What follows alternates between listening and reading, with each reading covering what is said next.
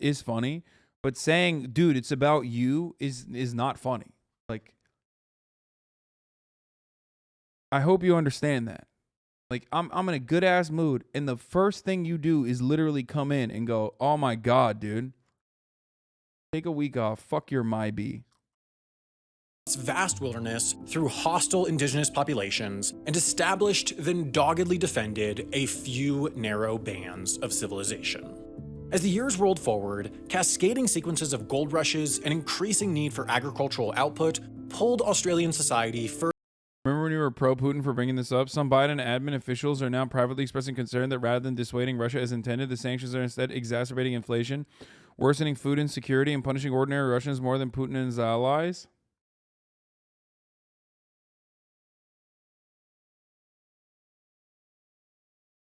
Yeah. Further from the convenience. We're going to start this again. Australia is a nation defined by starkness. Evoking images of the New World and mirroring the process of Western expansion, European settlers arrived on an untamed continent, pushed across vast wilderness through hostile indigenous populations, and established, then doggedly defended, a few narrow bands of Bro, this is literally like justifiable. This is like a little bit too much, genocide, not denialism, but like worse, supporting genocide kind of. I'm sure Wendover didn't intend to mean it like that, but it does seem a lot like, the same American Manifest Destiny, pro fucking genocide attitude. Civilization.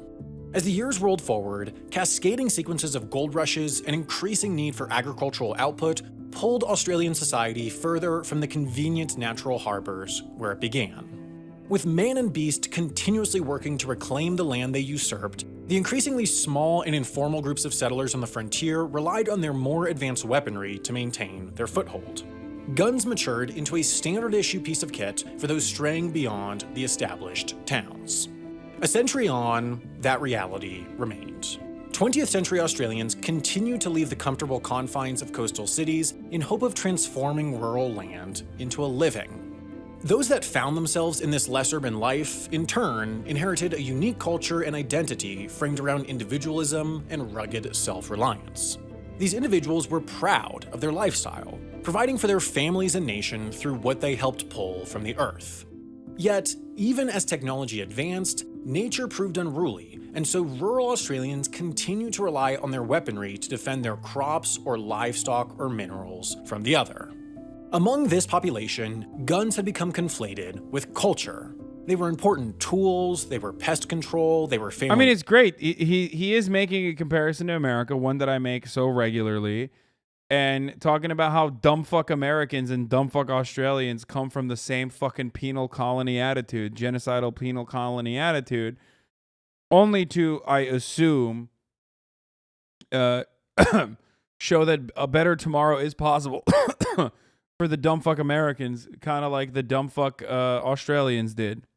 Heirlooms, they were security. But as urban Australia continued to develop alongside rural Australia, guns in cities and suburbs began to seem superfluous. Tools no longer worth the inherent risk of operating, and in untrained or uncertain hands, potential disasters. All the while, as this rift widened, the weapons grew more effective. The destructive potential of a minute shrunk down to a second. What was once but a cultural difference morphed into an issue. Should personal gun ownership be allowed? Was the necessity of some stronger than the risk to most, as the potential for misuse grew in step with technological development? As the century progressed, as the cosmopolitan and countryside continued to drift apart, the issue escalated, and the questions informing the issue begged for an answer. Australia's gun debate, informed by history, landscape, and legacy, intensified by growing urban-rural divide and the technology's ruthless efficiency, was at an impasse. As one exasperated New South Wales politician voiced after a futile national gun summit in 1987, quote, "It will take a massacre in Tasmania before we get gun reform in Australia." Nearly a decade later, his words proved prophetic. It was just after 1 in the afternoon on the 28th of April, 1996, when a 28-year-old man in a yellow Volvo entered the Port Arthur historic site. Carrying what security described as a sports-type bag through the tourist-laden formal penal colony, the man entered a busy cafe, ate a meal, then opened fire on unsuspecting tourists. Within just 90 seconds, the gunman had killed 20 people with 29 bullets. Leaving the cafe, the shooting then continued onto the streets. By the time of his capture the following day, the gunman had killed 35 and injured another 23. In the hands of the murderer throughout his rampage was a semi-automatic Colt AR-15, a weapon that, under Tasmania's uniquely hands-off gun laws, was available for purchase without a license. All told, it was the worst mass shooting in the nation's history, and while perpetrated in a far corner of the country, the sheer depravity rocked Australia to its core. That's crazy. Does that sound familiar? Now, I'm sure they fucking turned around and said, mate, what we really need is to make sure all tourists have a fucking AR-15 too, so they can fire back. What they needed was a fucking good guy, a good fucking bloke with a gun, right? That's what they fucking needed. And then another mass shooting happened next week, and they were like, well, what we fucking need is more God and more fucking, thoughts and fucking prayers, mate. Why are you making this fucking political? That's what the Bogans said. And then another week happened where there's another mass shooting, and another mass shooting, and another mass shooting, and another mass shooting. And then there was like 2 mass shootings a day, ultimately coming to 2 mass shootings a day, where they were saying, like, we need to fucking militarize the police further, and we need to make sure that we don't fucking hurt the Bobby's fucking feelings. That's the reason why they're not doing a good job, you sick cunts. And then more mass shootings kept happening, and at a point where Australia had more guns than it had people, and the most popular gun was the one that they just showed, right? And then finally they arrived at fucking door control, mate. That's what we fucking need to do. We need to do door control, mate. And that's where they're at now, right? Like that's what's going on. Don't say Bobby use coppers. Oh, Bobby is British. Sorry, coppers. Fucking copper dogs. We need to make sure that shrimps are on the fucking barbie and AR-15s are in the hands of every fucking baby. That's right. We need a fucking VB long neck and an AR-15 to defend ourselves against the fucking emus. And then, yeah, politicians would go up and say, politicians would go on television and say, like, you know, we need fucking AR-15s to shoot against the fucking untamed emus. It's just a mental health problem, mate. Prawns on the fucking barbie. It's prawns, not shrimps. Okay. For a moment, the shocked nation stammered. Then it began to move. While the Port Arthur shooting was Australia's largest, it was far from the country's first. The Hoddle Street killings and the Queen Street massacre, just months apart in Melbourne in 1987, had set the backdrop for that year's ultimately fruitless National Gun Summit. The gun violence continued into the new decade too, with 1 or more shootings in 1990, 91, 92, and 93. In 10 years, Australia experienced 12 mass shootings, abruptly ending the lives of 98 people. That's wild, bro. 10 or 12? 12 is like 12 mass shootings is less mass shootings that happened over the course of Memorial Day weekend. 98 is less deaths in mass shootings than the number of people that died, 187, over the course of Memorial Day weekend. That's a 3-day weekend in America where we doubled the number of fucking murders that occurred, gun murders that occurred. That's wild.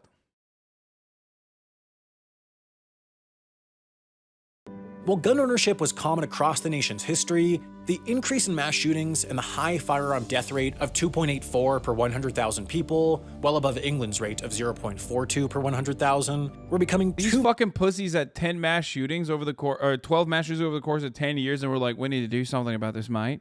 These sick cunts. These fucking, these proper cunts, these shit cunts, they're getting their fucking hands on AR-15s and they're shooting up motherfuckers. And meanwhile in America, that's like literally, that's not even a thing. That's like weekend numbers, okay? Long weekend numbers. Too much for most Australians to bear. By 1996, punctuated by the most horrific shooting of them all. Chat laughing at the lack of mass shootings, fucking psychos. What should we do? If you're an American, what can you do but laugh? You can't fucking solve it. Okay? So yeah, of course we're gonna laugh. We're gonna look at a country that, you know, actually did the right thing, and we're gonna laugh about it because we're broken. All Australians had had enough. In a poll run days after the Port Arthur massacre, 90% of the 2,058 respondents supported a national ban on automatic and semi-automatic firearms, and 88% supported registration requirements for all firearms. Simply put, average, everyday Australians were ready for change. I don't understand. Did they arm the teachers like we just did in Ohio? Or Florida in the aftermath of Parkland? They must have, right? That's what countries normally are supposed to do, right? Like a mass shooting happens and you're like, oh, the problem is not enough people had the guns. That's what the problem was, actually. But popular public attitudes won't move policy alone. A fundamental restructuring of Australian gun laws was anything but a foregone conclusion in the wake of Port Arthur. Any attempt at sweeping change would have to navigate around the country's powerful gun lobby, a vocal and impassioned minority of rural Australians wary of government overreach, and the fact that gun policy was governed not by the federal government, but Wait, is this actually the N-word, like, for real? Does Australia actually just straight up have, like, an entire part of... Why is that a thing? They replaced them in 2020 or so? Wait, what? What the fuck? Bro, what the fuck, dude? Oh, god damn it, dude. Australia, dude. I mean, remember when we learned about the White Australia policy?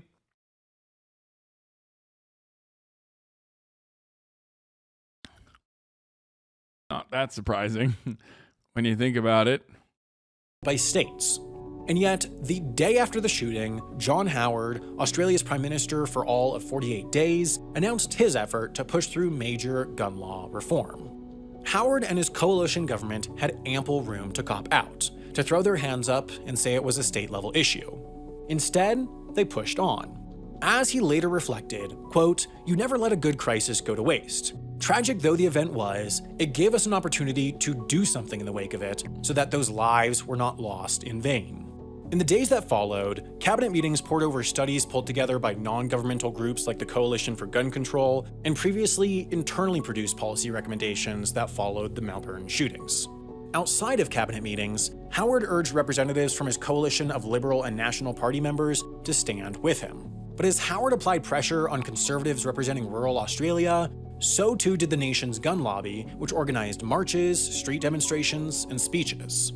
Ultimately, the lobby's mobilization proved detrimental to its own cause, as arguments made in media that 99.9% of gun owners abide by the law, for example, gave way to high-profile figures like the vice president of the Firearm Owners Association threatening bloodshed if stricter regulations went through.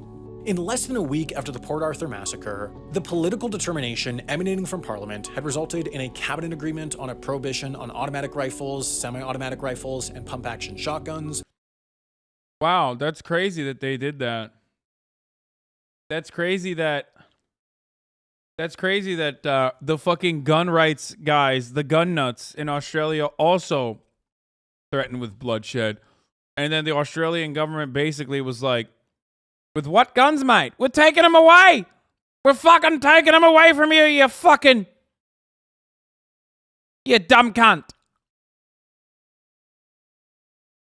The creation of a national firearm registration system, and a compensation fund for a gun buyback program. 4 days later, on May 10th, the Prime Minister hosted the police ministers from all states and territories to present the 10-point plan that soon informed the nation's first set of universal gun laws, what would be known as the National Firearms Agreement. Even with broad public support, the NFA was hard won. Queensland, the Northern Territory, and Western Australia refused to agree to the NFA for months and pushed for semi-automatics to remain legal as long as they were crimped, or modified to carry limited rounds. Only after Howard threatened to expand federal power did they join the nationwide program. In some places, the NFA was bitterly resented. During speaking tours intended to explain and promote the program, Deputy Prime Minister Tim Fisher was burned in effigy in the Queensland state of Gympie, while Prime Minister Howard donned a bulletproof vest when speaking in Sale, Victoria. With all states and territories signed on by the middle of 1996, the agreement flipped Australia's loose, decentralized gun laws on their head. What was once a system so scant that a law student reading through Yes, they were doing Nazi salute. Chill. gun statutes thought there were pages missing had suddenly become one of the world's most thorough. Every gun and gun sale No, motherfucker. I'm unfazed by seeing Nazi salutes, okay? Like, what do you want me to do? We just arrested like 30 fucking potato Nazis in Idaho. Like that. Okay? There was like 30 Nazis that were ready to fucking beat the shit out of unsuspecting gay people. Like, what do you want me to do? Should I be shocked?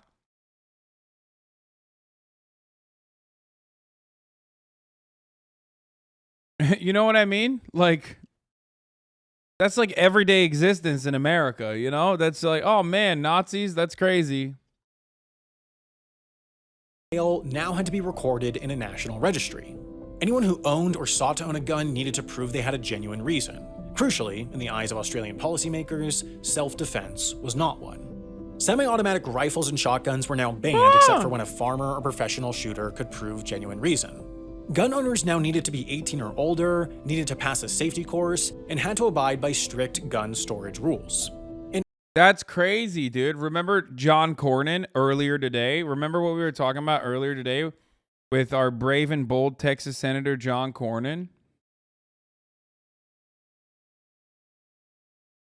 What did he say? Oh, yeah. Here are the ideas that he fucking rejected and was celebrating. Universal background checks, assault weapons bans, mandatory waiting period. Oh, wait, which one was that? Oh, yeah, that's right. The unconstitutional mandatory safe storage requirements for all firearms in home.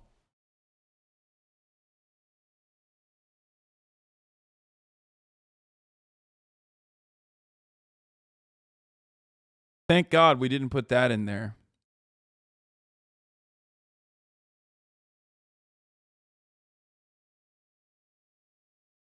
And if in possession of a newly prohibited gun, Australians now had 12 months to surrender it and receive fair compensation funded by a one-time Medicare levy.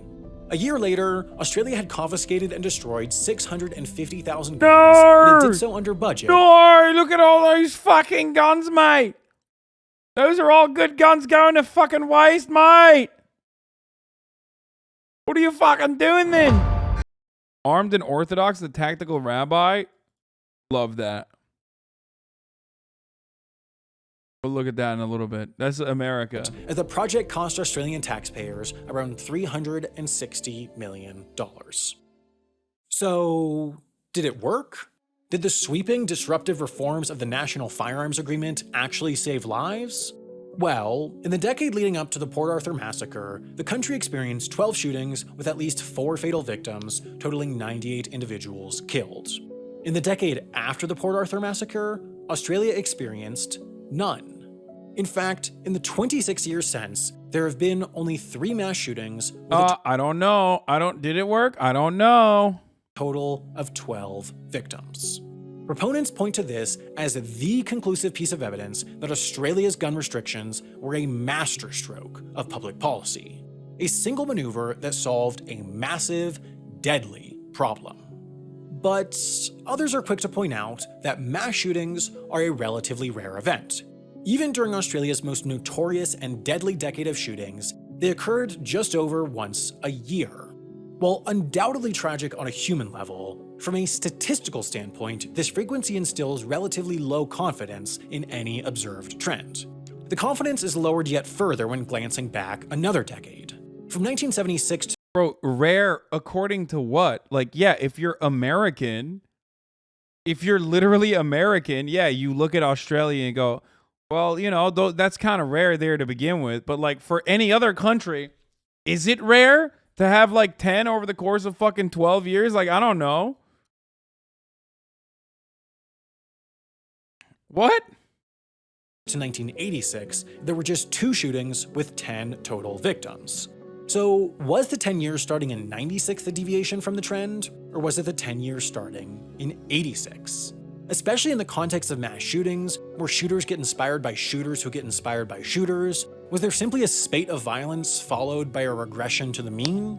To determine this, one can substitute this low frequency statistic for a higher frequency equivalent. The more data points, the more one can be confident in causation over mere correlation. While the National Firearms Agreement was implemented in response to a mass shooting, it was concurrently designed to address all types of gun violence. So, Australia's overall You have to look at like the rate of gun ownership and what kind of guns they have. Yeah, I mean, shooters are inspired by other shooters, but like even if shooters are inspired by other shooters, they took broad sweeping legislation and like stopped it regardless of the inspiration. It's not like shooters were like, all right, fuck it. Like, I'm no longer inspired by other shootings. You know what I mean? Like, even if it's literally just like shooters are inspired by other shooters, actually. Okay, so what made them stop being inspired? firearm mortality rate can be used as a proxy. Aussies didn't have to work around the Constitution, though. Dude, what the fuck are you talking about? That is a lie, dude. That's a fucking fabrication. It's a piece of paper you can wipe your ass with. What do you mean?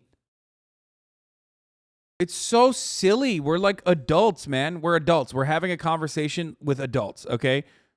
I'm sorry. It's not a fucking Disney movie, okay? What do you... Oh, the Constitution that we got to work on. Like, fuck the Constitution.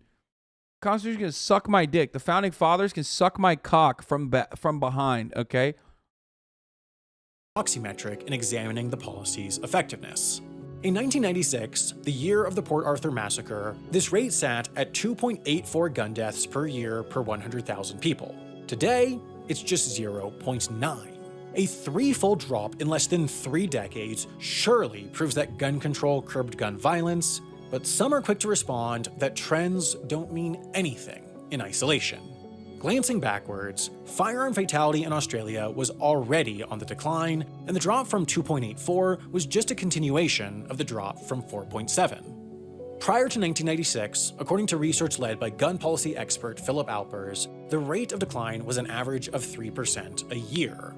Post-1996, however, it accelerated to 4.9, a meaningful, measurable, near doubling in rate right after the most significant gun policy reform in decades. Now, while certainly stronger, there are still potentially holes in this proof. One could, and some have argued, that this too could be random chance, that the rate of decline had the option of staying the same, or decelerating, or accelerating post-1996, and it just so happened that the third option occurred. But there is yet another method of establishing causality, a method that has real-world, practical evidence behind its effectiveness. It's called rare event predictive modeling.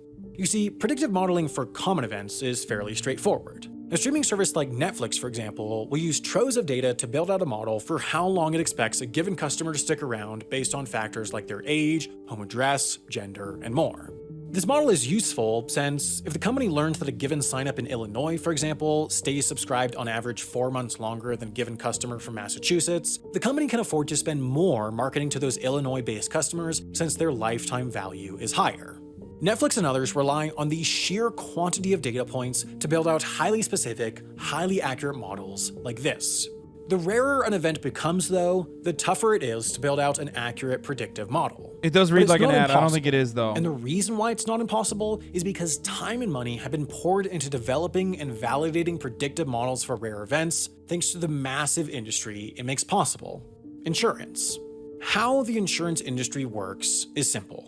Individuals are way more afraid of having a 1 in 10,000. To be fair, this nerd shit ain't gonna convince anyone. Yes, the nerd shit ain't gonna convince anyone. I think he's just making this video for like data nerds. People who are like, actually, pure statistical analysis without any without factoring in like material conditions and all of the other externalities is the only way to comprehend whether or not something has a causal factor. Okay, it's just for the redditors. Exactly. I think that's just what that's just what it's for the record. It's for nerds. Chance of having their home robbed and having to spend $100,000 to replace things than having a 1 in 10 chance of breaking their microwave and having to spend $100. That's despite the fact that in either scenario, the average person is going to be out $10 either way. Not being educated is good, actually, didn't you know? Wait, what? Are you making a joke about me? Because I would go so far as to say that an analysis that goes beyond like purely looking at the data will probably be better at revealing the truth of what happened. Because you can be lied to by numbers.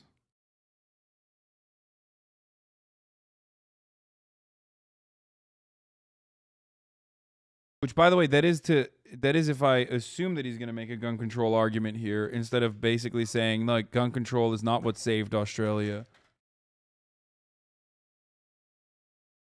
Are the FBI crime facts sheet also lies? You most likely are saying this in an incredibly racist manner, but yes, it is actually a perfect example of how data can lie. Yeah.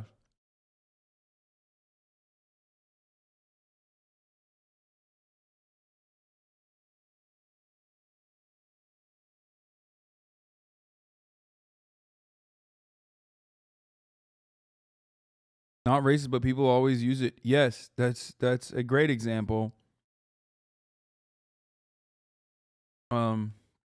Yes.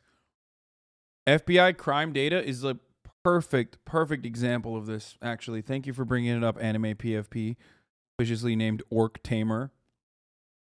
1350 is a constant cyclical argument used by racist pieces of shit to imply that black people need extra policing, that black people are actually more violent.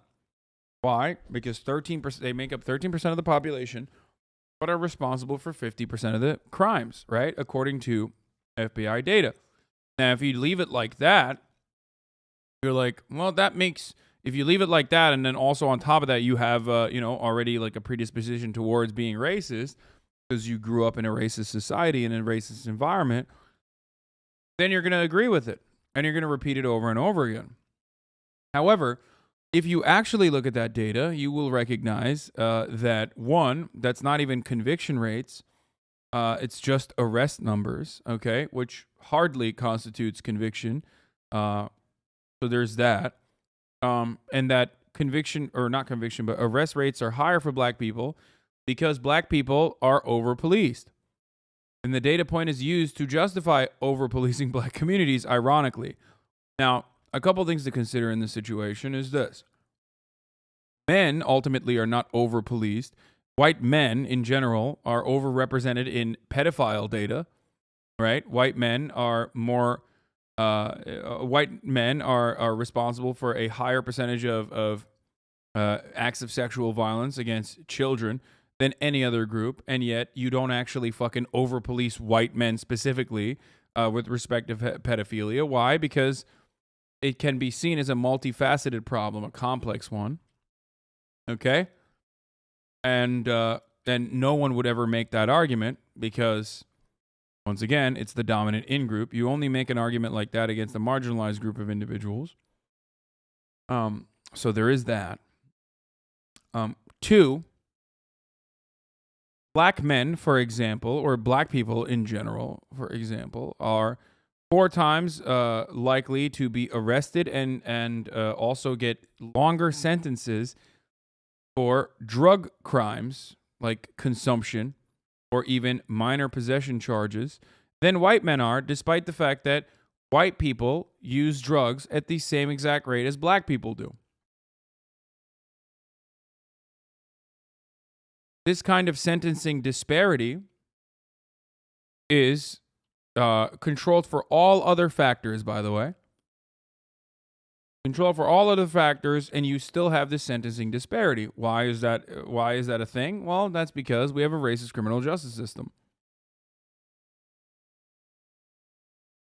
So, in a situation like that, of course, a 1350 number like that is grossly oversimplified, reductive, and serves a very racist purpose. If you're a racist person, you listen to that and you go, yep, that makes sense to me. If you're not a racist person, you will perhaps do better and recognize that it's more complicated than that. This is a great example, so thank you for bringing it up. The 1350 example is great. It's a great example of how data can lie to you, especially when it corresponds to your systemic biases, your socially conditioned preconceived biases.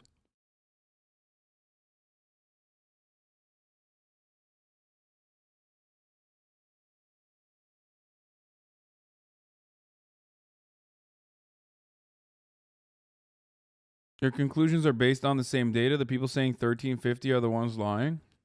Yeah. But there you go. That's how you can fucking look at data and just interpret it without understanding it. And therefore doing a racism.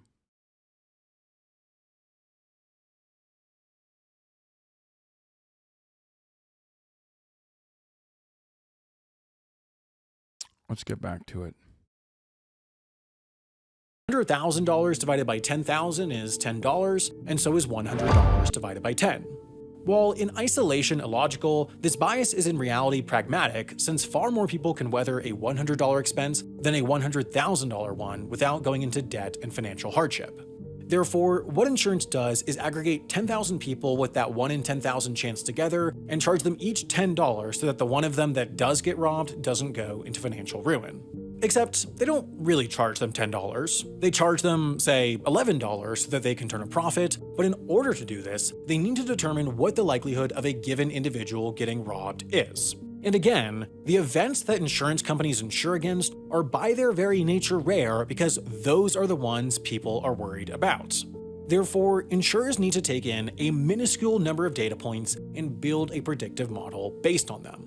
If they do it wrong and consider home robberies more common than reality, they'll overcharge and a competitor will come in, undercut their prices, and capture all their customers. If they consider it less likely than reality, they'll run out of money from paying out more to robbed customers than they take in. Without diving into the mind-numbing mathematics behind rare event predictive modeling, the proof that it works is that the insurance industry exists. The proof is that these companies can only make a profit if they've accurately predicted the commonality of events as rare and unlikely as sinkholes, earthquakes, volcanic eruptions, missile attacks, plane crashes, bear attacks, and more, damaging and destroying homes. The same rare event predictive modeling techniques were applied in research led by Simon Chapman of the University of Sydney's School of Public Health. He and his co-researchers looked at the data on Australian shootings in the same way an insurer would and built a rare events predictive model that indicated between The moment, dude, this motherfucker's like explaining actuarial sciences and shit to like literally actuarial. Oh yeah, the camera's still incredibly large from when I was making the argument earlier.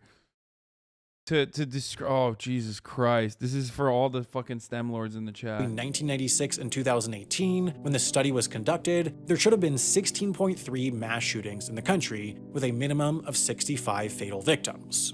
In reality, there were just 2. Building on that baseline, the researchers were able to calculate the likelihood that this trend could be explained simply by random chance, that the rarity of mass shootings meant that their 22-year absence was merely a data anomaly. The answer was 1 in 200,000. That's to say, there's a chance that the absence in mass shootings in Australia post-1986 was caused by the natural ebb and flow in their occurrence, but that chance is 1 in 200,000. Meanwhile, there's a 199,999 in 200,000 chance that something other than random chance is behind the trend. Something like the implementation of the most significant gun control measures in the country's history. One can't ever outright 100% prove a link between 2 separate occurrences in the real world. This is why people say that correlation does not imply causation. If you asked a data scientist to prove that flipping your light switch led to your light turning off, they'd tell you that there's a chance that the light was on a timer scheduled to switch off at that moment regardless. Or that there's a chance that the research assistant tasked with collecting data about switch flips and light illumination was being bribed to make them look more correlated than reality. Or that there's a chance that the light wasn't real in the first place and was just a hologram made to make you think it was turning off in time with the switch. These are all unlikely, but technically not impossible. In a world of infinite possibility, one can always find another genuinely possible cause for a given outcome. The data scientists will always tell— This is why I hate debate perverts, by the way, because like to prove your work takes 1 second to ask and 7 hours to fucking complete. And the person who always asks you to prove your work is never even interested in changing their mind or cares about how you prove your work. That's why I hate debate perverts. It's so easy to fucking derail and just be like, actually prove your work. What if it was what if the light switch turned on because of a consequence of holograms? Like they literally, that's a thing. You can technically say that. What he's saying is that data scientists are annoying. No, dude, most data scientists don't operate this way, okay? But debate perverts do operate this way because their entire purpose is to fucking derail.